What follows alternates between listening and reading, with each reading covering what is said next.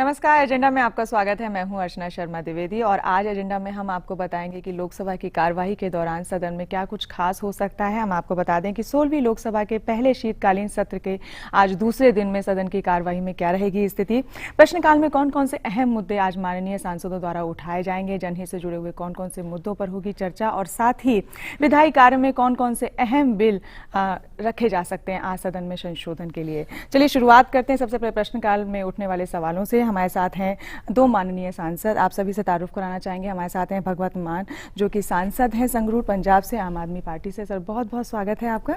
मेरे साथ है जयप्रकाश नारायण यादव, बिहार से हैं, बांका आरजेडी से सांसद। सर बहुत बहुत स्वागत है आप सभी का भी। अगर सर पहले सवाल पर अगर हम ध्यान दर्शकों का खींचना चाहें, सूखे से जुड़े मुद्दों पर आज बात हो सकती है। सूखे से निपटने के लिए सहायता संबंधित एक सवाल आज रखा गया है कार्यसूची में। आपको ऐसा लगता है कि जब कभी भी हम किसानों और प्रगति के बीच में जब कहीं अनुपात बिठाने की कोशिश करते हैं तो वो सामंजस्य आज भी नहीं हम बिठा पाए हैं? जी बिल्कुल, आपने सही कहा। जब बजट सेशन चल रहा था, पहला सेशन था, उसमें भी हमने ये सवाल उठाए थे कि इस बार जो हमारे मौसम के एक्सपर्ट हैं उन्होंने कहा था कि मानसून बहुत वीक आ रहा है।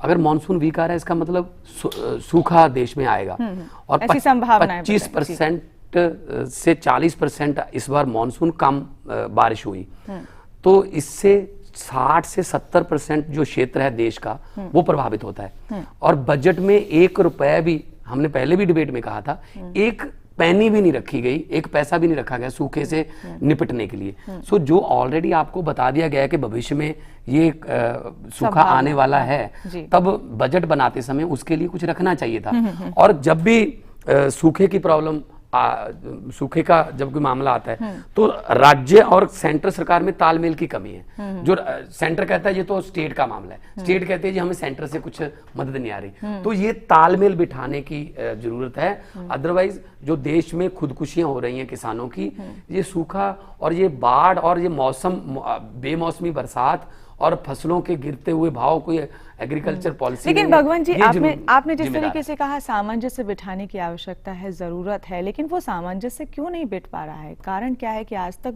वो सेतु नहीं बन पाया केंद्र और राज्यों के बीच में? वही जो जिम्मेदारी जो है वो एक दूसरे के कंधों पर जो फेंकने की जो आदत है उसकी वजह से, क्योंकि राज्य सरकार कहती है जी सेंटर से हमें हेल्प मदद नहीं आ रही, सेंटर कहता है जी हमने तो दे दी, अब अपनी राज्य सरकार।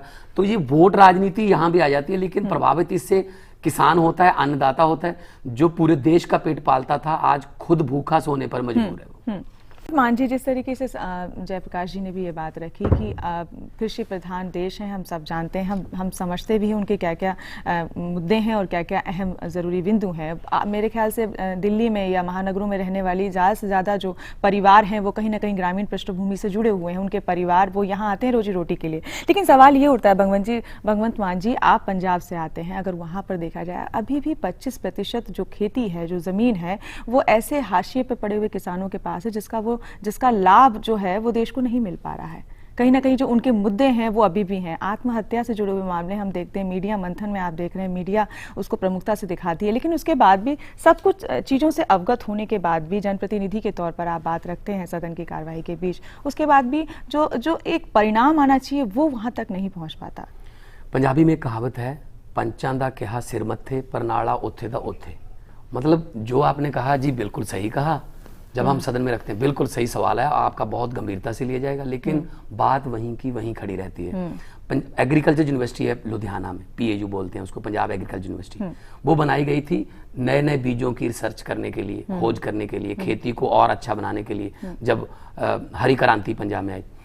आज वो यूनिवर्सिटी आखिरी सांस गिन रही है। पंजाब जो एग्रीकल्चर यूनिवर्सिटी है वो अपना खर्चा नहीं उठा रही, 5000 मुलाजम है, 1800 स्टूडेंट हैं, कोई फंड नहीं, उनकी रिसर्च की बात छोड़ो, तनख्वाह को देने के लिए पैसा नहीं है, हॉस्टल बनाने के लिए उनके पास पैसा नहीं है, तो कहाँ से एग्रीकल्चर BSc जो हैं वो बेरोजगार घूम रहे हैं, तो BSc एग्रीकल्चर, MSc एग्रीकल्चर करके अगर नौकरी नहीं मिलनी तो कौन जाएगा नई रिसर्च की तरफ। और मैं खुद किसान का बेटा हूँ, हम खेती करते हैं, हमारे गांव में जमीन है, हमें पता है कि महंगाई और हर दूसरे तीसरे दिन ये 50 पैसे डीजल बढ़ गया, एक रुपया बढ़ गया।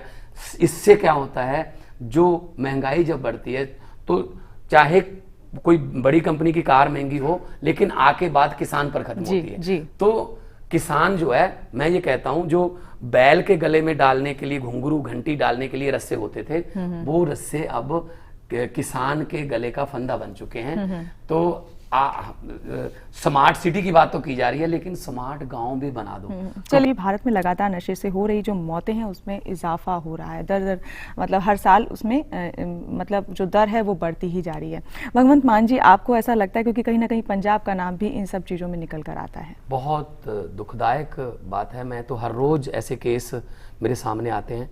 पंजाब में ड्रग्स का जो एक जाल बिछा हुआ है, और दुख की बात यह है कि वो जो नशा सप्लायर हैं, वो उनका नाम सरकार के वजीरों तक भी चला गया है। मतलब उनके नाम भी इसमें सरकार के जो माननीय मंत्री हैं, उनके नाम बड़े बड़े स्मगलरों ने कोर्ट में ले दिए कि हम तो इनके लिए काम करते हैं। फिर भी उनको आधे घंटे में क्लीन चिट दे दी जाती है। कोई सीबीआई इंक्वायरी नहीं, कोई ईडी की इंक्वायरी नहीं। तो पंजाब जो है इस वक्त नशे के दलदल में बुरी तरह धंस चुका है। एक सर्वे के मुताबिक 73% से ऊपर जो नौजवान हैं 20 से 35 साल की उम्र के, वो कंफर्म ड्रग एडिक्टेड हैं। एक एक गांव में 10-10 लाख रुपए की स्मैक बिकती है, हेरोइन बिकती है। और फिर वही बात, पहले पंजाब सरकार कहती थी सेंटर जिम्मेदार है, क्योंकि नशा जो है बॉर्डर के पार से आता है और बॉर्डर सिक्योरिटी फोर्स सेंटर के अंडर आती है। लेकिन अब तो जो बॉर्डर सेंटर की सरकार और पंजाब की सरकार सेम पार्टी की है, बीजेपी अकाली दल की सरकार है, जहां भी ऊपर भी एनडीए के भागीदार हैं। तो अब कैसे आ रहा है फिर नशा? अगर बॉर्डर पार से आता है तो राजस्थान का बॉर्डर पंजाब से 2.5 गुना ज्यादा बड़ा है, तो वहां के नौजवान नशा क्यों नहीं करते?